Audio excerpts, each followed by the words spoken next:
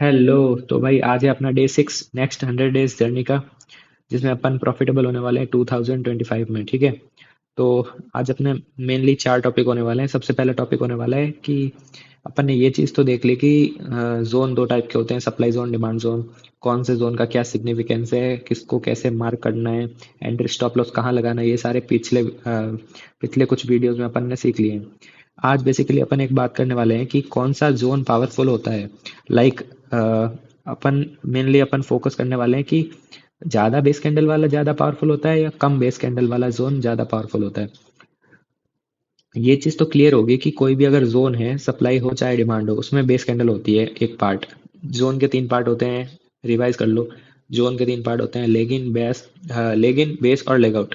Leg in, base और leg out में जो बेस कैंडल होती है वो एक भी हो सकती है, दो भी हो सकती है और मल्टीपल हो सकती है। तो बेसिकली उसी चीज पे आज डिस्कशन करने वाले हैं कि बेस कैंडल को देख के अपन जोन के स्ट्रेंथ को कैसे अपन मेजर कर सकते हैं कि अ, कम बेस कैंडल वाला ज़्यादा पावरफुल होता है या फिर ज़्यादा बेस कैंडल वाला ज़्यादा पावरफुल होता है।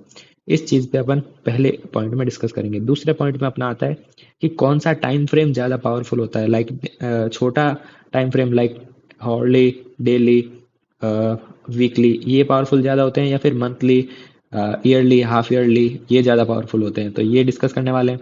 उसके बाद में तीसरा अपना टॉपिक रहेगा आज का, marking of zone without base candle. कुछ कभी कभी किसी किसी स्पेसिफिक सिचुएशन में अपन को ऐसे जोन को मार्क करना पड़ेगा जिसमें अपन को बेस कैंडल नहीं दिख रही है। तो वो अभी आज डिस्कस करने वाले हैं। देन लास्ट अपना रहने वाला है ट्रेडिंग साइकोलॉजी के ऊपर, थोड़ा सा छोटा सा अपना डिस्कशन रहेगा, माइंड वर्सेस न्यूज़ पे। ठीक है, कैसे न्यूज़ ट्रैप करती है ट्रेडर्स को। चलो, बिना किसी बकचोदी के स्टार्ट करते हैं पहला टॉपिक। ठीक है। पहला अपना होने वाला है टॉपिक हाउ, मतलब पहला रहने वाला है कि कौन सा जोन ज़्यादा पावरफुल होता है, कम बेस कैंडल या फिर ज़्यादा बेस कैंडल। तो पहला, चलो स्टार्ट करते हैं। तो सबसे पहले मैं बता दूं कि इसमें जो ये लेग इन है, ये बेस है और ये लेग आउट है। ये लेग इन है, ये पूरी की पूरी बेस है और ये लेग आउट है। तो इन इस ए में और बी में क्या डिफरेंस नज़र आ रहा है? डिफरेंस बस इतना है कि अ, इसमें एक बेस और इसमें 4 बेस। बट ये बिल्कुल नहीं सोचना है कि क्या ये और ये डिफरेंस है, क्या नहीं है, ये आइडेंटिकल है। भले आपको थोड़ा सा डिफरेंस लगता हो, पर ये आइडेंटिकल मानना है, इसको भी आइडेंटिकल मानना है। डिफरेंस सिर्फ और सिर्फ इन दोनों जोन में बेस कैंडल के बीच में है। ठीक है। तो इसमें एक बेस कैंडल है और इसमें 4 बेस कैंडल है। तो कौन सा जोन ज़्यादा पावरफुल होना चाहिए और किस जोन को अपन ज़्यादा प्रायोरिटी देंगे? स्ट्रेंथ का एक ही अपना मकसद है कि अगर स्ट्रेंथ अपन किसी जोन की देख रहे हैं, टेस्ट कर रहे हैं कि कौन से जोन में ज़्यादा स्ट्रेंथ है, तो उसका एक ही मोटिव है कि जब अपन को ट्रेड लेनी होगी तो अपन किसको ज़्यादा प्रेफरेंस देंगे, किसको ज़्यादा प्रायोरिटी देंगे, किस पे ज़्यादा कॉन्फिडेंस होगा ट्रेड में। ठीक है।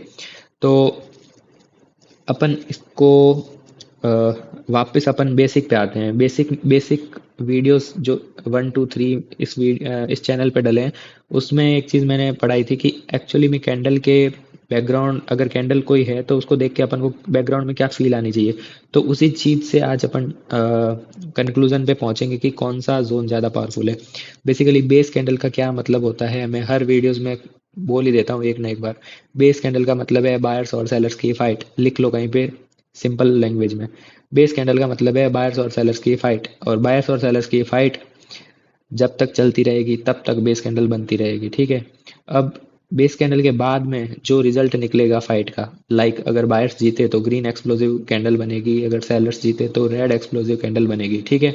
अब कहानी यहाँ तक खत्म नहीं होती है। अब कहानी को अगर तुम यहाँ रिलेट करोगे तो एक बेस कैंडल का मतलब है, टाइम फ्रेम दोनों की सेम है, कोई सा भी टाइम फ्रेम मान लो। ठीक है। अभी टाइम फ्रेम अलग अलग नहीं है, दोनों के टाइम फ्रेम सेम है। तो इसका ये मतलब हो गया कि एक बेस कैंडल बनी और अगले कैंडल में रिजल्ट निकल गया उस फाइट का। और वो फाइट का रिजल्ट क्या निकला कि बायर्स जो है वो विनिंग सिचुएशन में है। तो बेसिकली इस चीज़ का ये मतलब हुआ कि जो बायर्स है वो बहुत ज़्यादा पावरफुल है, इसलिए उन्होंने सिर्फ एक बेस कैंडल का कहने का मतलब है कि एक बेस कैंडल के बनने में जितना टाइम लगता है। अगर मान लो ये डेली टाइम फ्रेम में है, दोनों जो पैटर्न है वो दोनों डेली टाइम फ्रेम के हैं। तो एक बेस कैंडल का मतलब है एक दिन फाइट चली, नेक्स्ट डे रिजल्ट निकल गया, बायर्स जीत गए। अब इसमें वही सेम चीज अपन अप्लाई करेंगे थ्योरी। तो अपनी थ्योरी क्या बोलती है, जो बेस कैंडल है उसका मतलब है बायर्स और सेलर्स की फाइट। बायर्स और सेलर्स की फाइट होती है पहले दिन, दूसरे दिन कंटिन्यू रहती है बायर्स और सेलर्स की फाइट, तीसरे दिन फिर कंटिन्यू रहती है बायर्स और सेलर्स की फाइट, मतलब एकदम फाइट चल रही है। ऐसा इमेजिन करो, बायर्स प्राइस को चाहते हैं ऊपर ले जाना, सेलर्स प्राइस को चाहते हैं नीचे ले जाना, पर कोई भी जीत नहीं पा रहा है। एक उसी रेंज में प्राइस चल रही है, फिर भी फोर्थ डे क्या होता है, फिर वही फाइट चलती रहती है कंटिन्यूअस। फिर आफ्टर फोर्थ डे अचानक से फिफ्थ डे क्या होता है कि एक्सप्लोसिव ग्रीन कैंडल बनने लगती है। जिसका क्या सिग्निफिकेंस है, जिसका सिग्निफिकेंस है कि फाइनली फाइट बायर्स जीत चुके हैं। तो इन जो ए है और बी है इसमें क्या डिफरेंस नजर आ रहा है अपन को, डिफरेंस आ रहा है टाइम का डिफरेंस। और टाइम का डिफरेंस कैसे नजर आएगा, नंबर ऑफ बेस कैंडल से, कि बेसिकली अगर एक बेस कैंडल है तो बायर्स को जीतने में बहुत कम टाइम लगा। तो इसका मतलब ये है कि यहाँ के जो बायर्स है वो बहुत ज़्यादा पावरफुल है, उनको उनको बस एक दिन ही लगा सेलर्स को हरा के प्राइस को रिवर्स करने में। क्योंकि आने वाला जो ये जो कैंडल है बिल्कुल सेम है, और ये जो पूरा मतलब ऊपर से प्राइस आ रही है, इधर भी ऊपर से आ रही है, बट यहाँ एक बेस कैंडल के बाद ही प्राइस रिवर्स हो रही है। यहाँ चार बेस कैंडल बन रही है उसके बाद प्राइस रिवर्स हो रही है। इसका मतलब ये है कि यहाँ पे 4 दिन लग रहे हैं बायर्स को अपनी जो यहाँ पे बायर्स है उसको फाइट को जीतने में 4 दिन लग रहे हैं पूरे, ठीक है। तो 4 दिन का समय लग रहा है बेसिकली, तो इसका मतलब यहाँ के जो बायर्स है वो कंपेरेटिवली ज़्यादा स्ट्रांग नहीं है। तो इससे अपन को ये पता चलता है कि बेस कैंडल जितनी कम होगी उतना अच्छा है अपने जोन के लिए, और उतना वो जोन स्ट्रांग होगा। क्लियर हो गई। बेसिकली जब भी base number of base candle अपन को डिसाइड करना होगा तो बेसिकली यही दिमाग में आना चाहिए कि जितनी कम बेस कैंडल हो उतना अच्छा है वो जोन, और उतना अच्छा है, और जितना ज़्यादा बेस कैंडल हो वो उतना बेकार जोन है, ठीक है।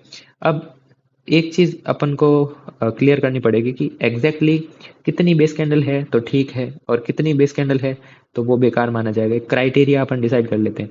फिर मैं एक बार चीज़ मैं बता देता हूँ कि जितना भी जो भी ये क्राइटेरिया अपन पढ़ने वाले हैं ये सिर्फ थ्योरी पर्पज से है। बेसिकली जब आप प्रैक्टिकली चार्ट में प्रैक्टिस करोगे तो ये हो सकता है बिगिनियर जब आप हो बिल्कुल तो यही चीज़ आपको काम आए, बट धीरे धीरे आपको एक्सपीरियंस के साथ ये सारी चीज़ें मतलब अपने आप ही आपको पता चलने लगेगा कि हाँ ये जोन अच्छा है क्योंकि इसमें एक बेस कैंडल है, ये जोन भी अच्छा है क्योंकि इसमें दो है। तो ऐसे मतलब अभी तो आपको एक फिक्स बिगिनियर होना है इसलिए आपको एक फिक्स चीज़ दे रहा हूँ मैं, फिक्स चीज़ से काम चला लो स्टार्टिंग में, बट धीरे धीरे आप जैसे ग्रो करोगे तो आपको सारी चीज़ें ऑटोमेटिकली समझ आने लगेगी।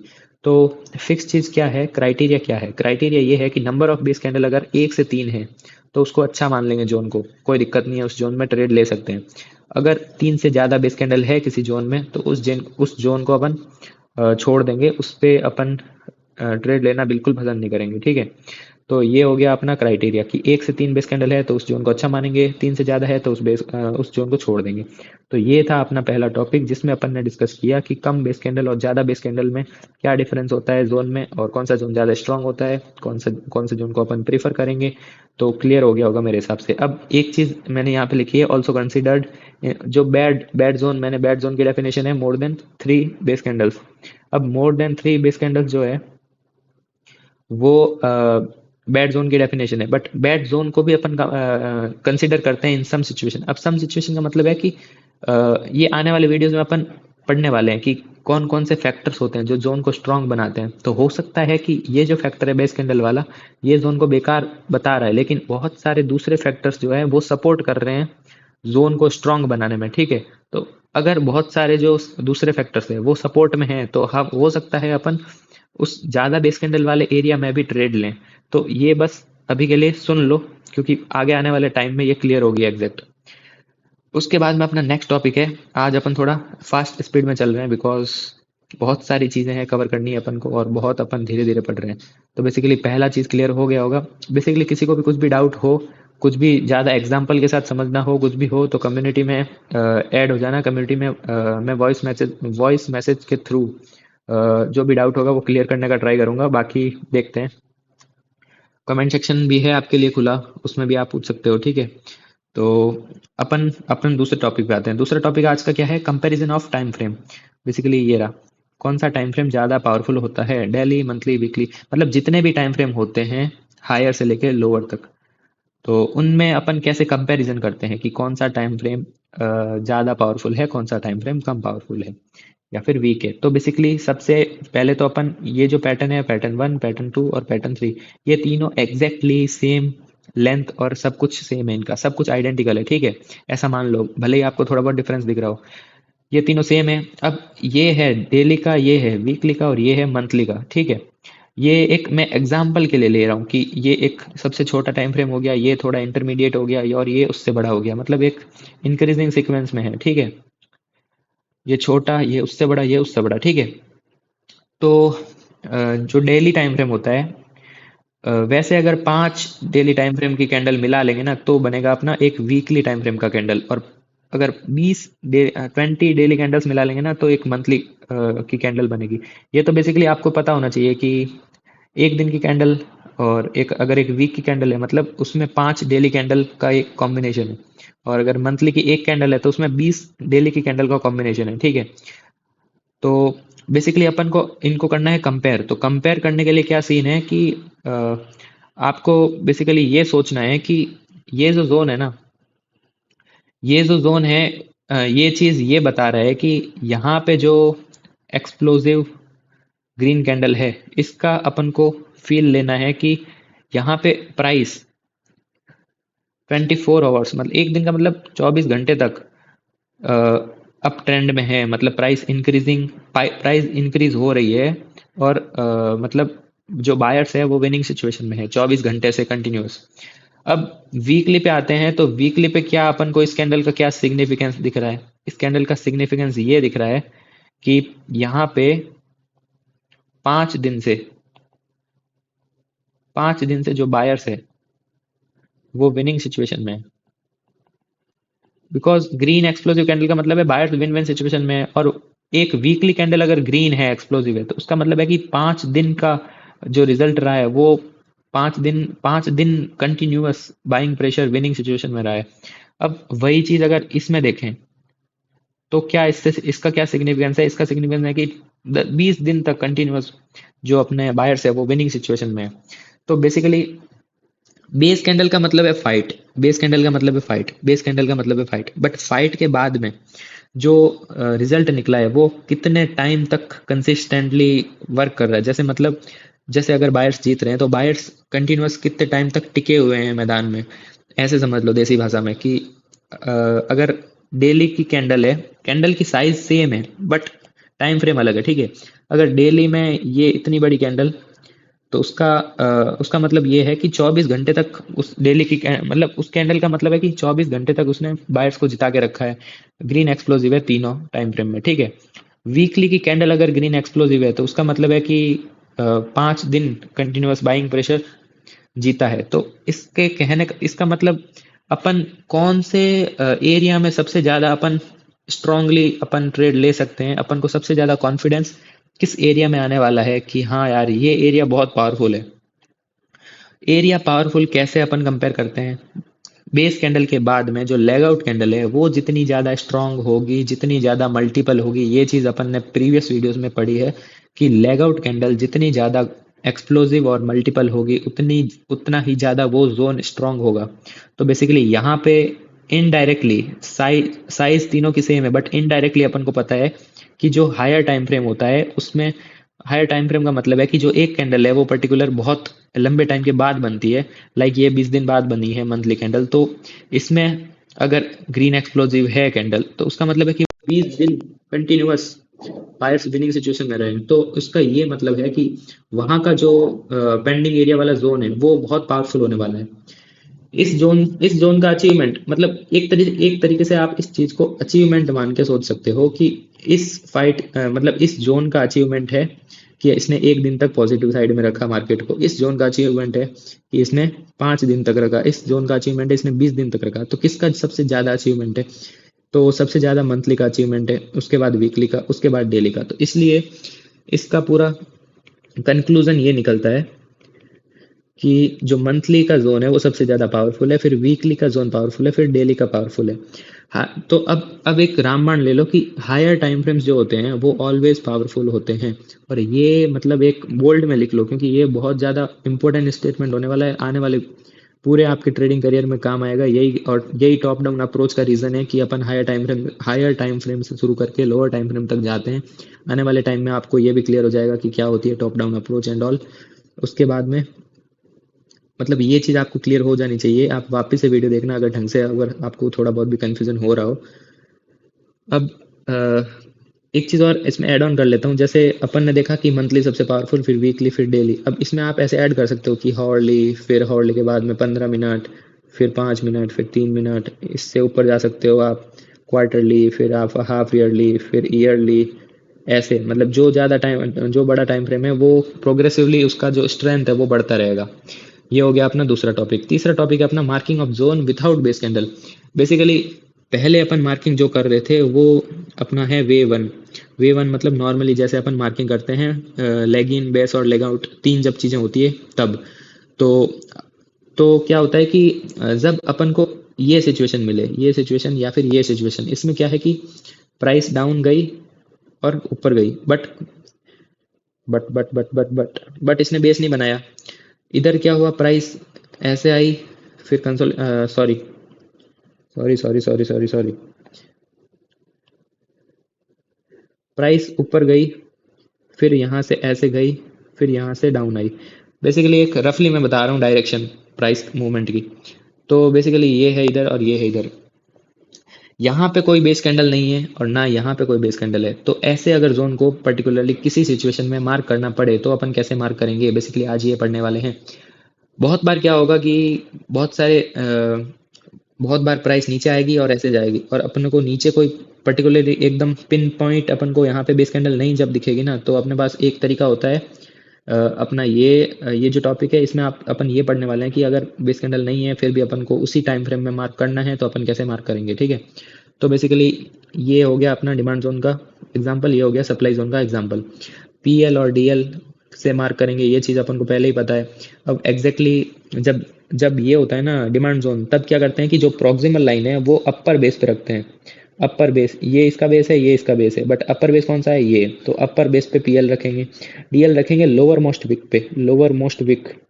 तो ये है डीएल। सप्लाई में क्या करते हैं अपन, जो अपर मोस्ट लाइन है मतलब डिस्टल लाइन जो है, डिस्टल लाइन होगी, डिस्टल मतलब जो दूर वाला सबसे पॉइंट है वहां पे होगी डिस्टल लाइन। डिस्टल लाइन हमेशा दूर वाले पॉइंट पे होती है, तो यहाँ पे भी दूर वाला पॉइंट है ये, और यहाँ पे भी है दूर दूर वाला ये। तो इसलिए हमेशा वो दूर वाला पॉइंट बॉडी कभी हो ही नहीं सकता, विक ही होता है। तो बेसिकली डिजिटल लाइन में हमेशा विक यूज़ करते हैं, देख लो, विक यूज़ करते हैं। और प्रॉक्सिमल में आप बॉडी यूज़ कर रहे हैं, तो प्रॉक्सिमल में बॉडी कौन सी रखते हैं, जो बिल्कुल प्रॉक्सिमल हो। तो लोअर मोस्ट बॉडी रखेंगे अपन, लोअर मोस्ट बॉडी, क्योंकि ये बॉडी है ये भी बॉडी है, बट ये बॉडी नहीं प्रीफर करेंगे क्योंकि ये बॉडी और भी लोअर है, तो इस बॉडी को प्रीफर करेंगे अपन, और ये हो जाएगी प्रॉक्सिमल लाइन। तो प्रॉक्सिमल लाइन डिजिटल लाइन का बहुत ज़्यादा प्रैक्टिस करना पड़ेगा आपको। जितना मैं सिंपली आपको एक बार में बता रहा हूँ ना, वैसे आपको समझ नहीं आने वाला है। बहुत सारी आप गलतियाँ करने वाले हो, गलत मार्किंग करने वाले हो। तो बेसिकली वीडियोस को ढंग से धीरे धीरे देखना, वापस नोट्स बनाना, वापस रिवाइज करना चीज़ों को, नोट्स खोल के, नोट्स के साथ साथ में चार्ट खोल के प्रैक्टिस करना, तब कहीं जाके आपको समझ आएगा कि कहाँ प्रोक्सिमल कहाँ डिजिटल, ठीक है। गलतियां बिल्कुल नहीं करनी है। अब आते हैं कि वे वन क्या है और वे टू क्या है। तो वे वन तो अपना है कि अगर अपन को ऐसी सिचुएशन दिखे तो आप क्या करो, लोअर टाइम फ्रेम पे जाओ, लोअर टाइम फ्रेम। लाइक अगर आपको ये सिचुएशन मंथली पे दिख रही है तो आप वीकली पे जाके देखो, क्योंकि हो सकता है आपको लोअर टाइम फ्रेम में इस वाले गैप में आपको एक बेस कैंडल दिख जाए। मोस्ट प्रोबेबली ऐसा होता है कि आपको लोअर टाइम फ्रेम में यहाँ पे बेस कैंडल दिख जाएगी, फिर वहां एग्जैक्ट मार्किंग कर लो। दूसरा वे होता है कि अगर आपके आपको नहीं जाना है और उसी उसी के टाइम फ्रेम पे आपको मार्किंग करनी है, तो आपको ये इस तरीके से कर सकते हो जैसा मैंने ये बताया डिमांड जोन के लिए, ये बताया सप्लाई जोन के लिए। तो ये अपना वे टू, ये अपना बेसिकली जो सी यानी कि थर्ड टॉपिक है आज का। आज अपन जल्दी जल्दी पढ़ रहे हैं। बेसिकली कोई भी डाउट आए तो आप कमेंट सेक्शन में पूछ सकते हो। बार बार बता रहा हूँ वही चीज़। अब अपना लास्ट टॉपिक और बहुत इंटरेस्टिंग टॉपिक है ट्रेडिंग साइकोलॉजी के ऊपर, जिसमें अपन बात करने वाले हैं कि माइंड वर्सेस न्यूज़, मतलब जितनी भी न्यूज़ होती है वो एक ट्रेडर को कैसे मतलब बेवकूफ़ बनाती है और कैसे इम्पैक्ट करती है ट्रेडिंग जर्नी को। बेसिकली क्या होता है कि इंसान है ना, इंसान झूठ बोल सकते हैं बट जो चार्ट होते हैं ना वो कभी झूठ नहीं बोल सकते। सिंपल सी चीज़ ये है पहले। तो हमेशा भरोसा उस चीज़ पे किया करो जो चार्ट पे आपको दिख रहा है। उस चीज़ पे ना किया करो कि कोई क्या बोल रहा है, कोई न्यूज़ चैनल वाला क्या बोल रहा है, और बाकी सब मतलब लोग क्या बोल रहे हैं बेसिकली, न्यूज़ क्या बोल रही है बेसिकली कुल मिला के।